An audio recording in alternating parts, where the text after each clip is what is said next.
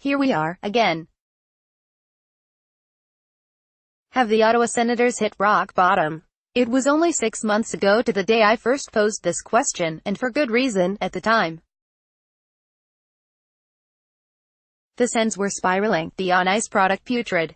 Their captain and face of the franchise was embroiled in a public spat with ownership. Said ownership threatened to relocate the team. All very bad things for a club that, at the time, had been 6 months removed from a trip to the Eastern Conference Finals. All was not well in Ottawa by most measures, but things have since taken a more dramatic, horrible turn for the worse. This has to be the worst it gets, right? Maybe. More, wife of Erik Karlsson seeks protection order from Mike Hoffman's fiancé. The latest problems entered the public eye May 30th with the arrest of Assistant General Manager Randy Lee on a second-degree harassment charge. Lee stands accused of making lewd and unwanted advances to a 19-year-old hotel shuttle driver while attending the NHL Scouting Combine in Buffalo, New York. The 56-year-old, who has pleaded not guilty, is responsible for overseeing the Senators' all-club, with many players close in age to the bus driver he allegedly harassed. At the Combine, Lee would have been working with many prospects younger than that driver. Fast forward to Tuesday. The Ottawa Citizen uncovered another ongoing legal matter within the Senators organization. Melinda Karlsson, the wife of star captain Erik Karlsson, has filed for an order of protection against Monica Carrick, the fiancée of teammate Mike Hoffman, over months of alleged harassment and cyber attacks targeting the Karlsson family, including some relating to their stillborn son, Axel, in March. It was one thing when the team was bad and stuttering. Hockey results matter, there is no doubt about that, and the real-world consequences carry over in a number of ways. But what's happening in Ottawa now has taken on an entirely different tone, something the Senators and the NHL desperately need to resolve. More, Karlssons thank NHL community for support after tragic miscarriage. Both matters can be boiled down to an unfit working environment, the genesis of which has to be pinned on those who run the franchise. The Citizen later reported that team officials have known about the allegations pertaining to Carrick for weeks, with not-so-quiet rumors about Hoffman being on the trade market due to personal issues. It's quite likely the team's knowledge of this situation extends well beyond that timeline. Which begs the question, what, again, was being done to help Karlsson and his family, who have given so much to the franchise and city, only to ostensibly shown the door? And then there's Lee. The Senators have said they will let the police investigation play out before making further decisions. It's fair not to arrive at a final conclusion until all the facts are revealed, but until they come to light, and considering Ottawa is in the middle of the draft process, how is it Lee can be allowed to continue to do his job, given the nature of his work and the people he interacts with daily? How difficult would it be for the Senators to say, in the same breath, that Lee will not be a part of the draft process until the investigation concludes? But again, this is the Senators we're talking about, a franchise that has perhaps the thinnest scouting staff in the NHL. Benching someone because of serious harassment allegations becomes more of a numbers game than checking your moral compass and doing what's right. More, Erik Karlsson, Phil Kessel. Top list of possible players on the move from that story 6 months ago. It can't get any worse in Ottawa, can it? Yes, it could, it has, and something needs to be done immediately to finally rescue a franchise in an obvious and dangerous free fall. In September of 2017, the NHL released its Declaration of Principles, a governing document championed by Commissioner Gary Bettman, and the world's hockey leagues and their member clubs are supposed to follow. To borrow a few lines from that document, hockey's greatest value is the role it plays in the development of character and life skills. All hockey organizations, regardless of size or level of competition, bring value to players and families in their ability to deliver a positive family experience. All hockey programs should provide a safe, positive and inclusive environment for players and families regardless of race, color, religion, national origin, gender, age, disability, sexual orientation and socioeconomic status. Simply put, hockey is for everyone. More, what can the Senators expect in an Erik Karlsson trade? When it came to the on-ice product, there was disagreement in the Senators' approach.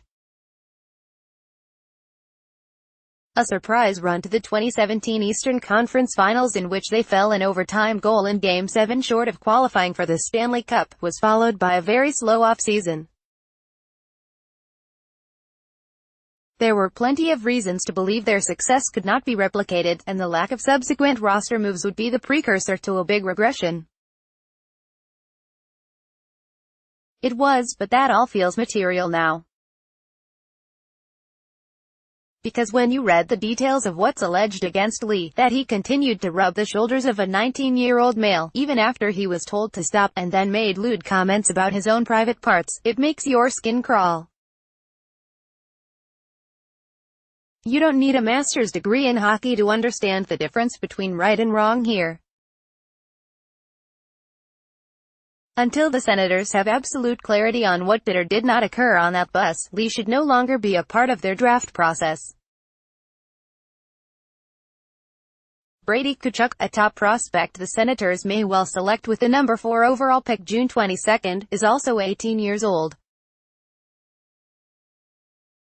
Why should he or his family feel comfortable putting Tkachuk in an interview room with Lee, or putting his future in his hands?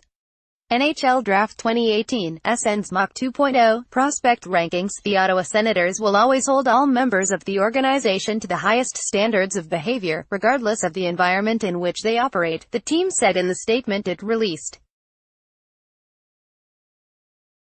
That gets us back to the situation involving Hoffman and Karlsson.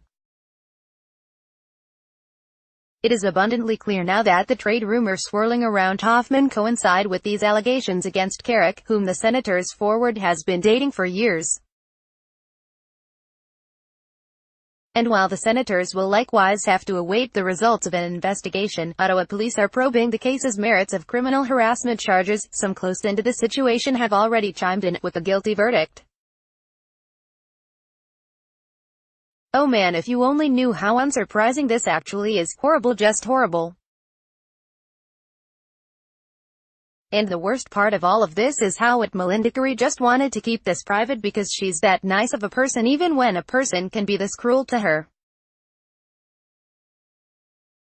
https://t.co/l3waymwipto, Marley Hammond, at Marley_cat, June 12, 2018. This crossed the line from cyberbullying to something entirely different in April. Unfortunate that this private matter has become public. Incredibly proud of my girl for standing up for herself and her family. It took courage. https://t.co/woutke2, Julie, at Julia Torres, June 12, 2018. I've read hundreds of these comments being made. They are unrelenting, methodical and disturbing. This person has no business going anywhere near the women in the hockey community ever again. https://t.co/gixavo6s6j, Taylor Winnick, at Taylor Winnick, June 12, 2018. Her fixation with Mel has always been unhealthy. Then it became scary. So glad Mel is protecting herself. No team will welcome this girl to the room. https://t.co/sky, Code at La Barbera, at Code at La Barbs, June 12, 2018. It is impossible to know what the Senators may or may not have done in their attempt to mediate the problem internally, other than trade Hoffman. The optics, of course, speak for themselves, and leave the Senators once again looking like they're asking Karlsson, the subject of trade discussions himself, to jump aboard a boat that's taking on water, and do so in a tattered life jacket. For the past 9 years, Erik Karlsson has given everything to this franchise, not only on the ice, but in the community.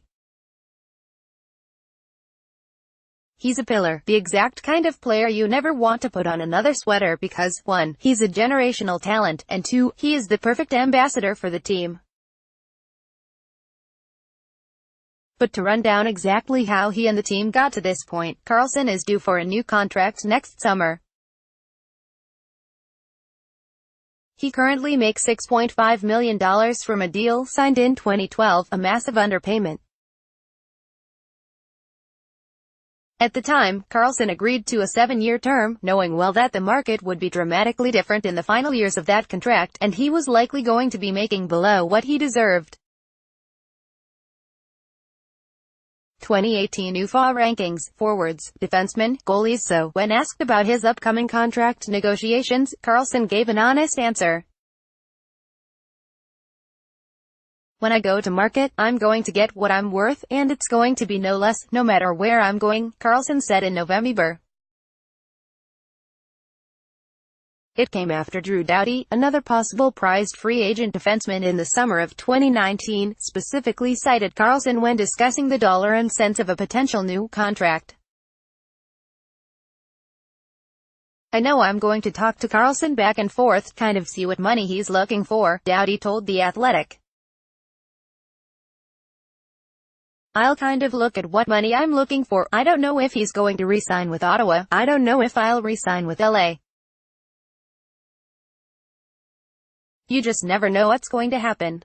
The backlash to Karlsson's comments was severe, forcing him to walk back what he said. But that simply wasn't enough. In December, general manager Pierre Dorion entirely left the door open to a Karlsson trade, a concept that was hard to imagine when he was carrying them through the 2017 playoffs. If an opposing team phones you and makes you an offer you can't refuse, all I know is, if Wayne Gretzky got traded, I think any player in the NHL can be traded, Dorion said. We love Erik Karlsson. We understand he went through a pretty serious operation. His condition is finally getting to the level where it needs to be. We love him. We want him to be an Ottawa Senator for life. They have a funny way of showing it. Consider that Karlsson played through injury this season, and last, played on a subpar roster with a constantly changing defensive partner, played while his team's front office tried to posture him as a villain for literally just saying he wouldn't take a hometown discount, and played after the tragedy his family went through.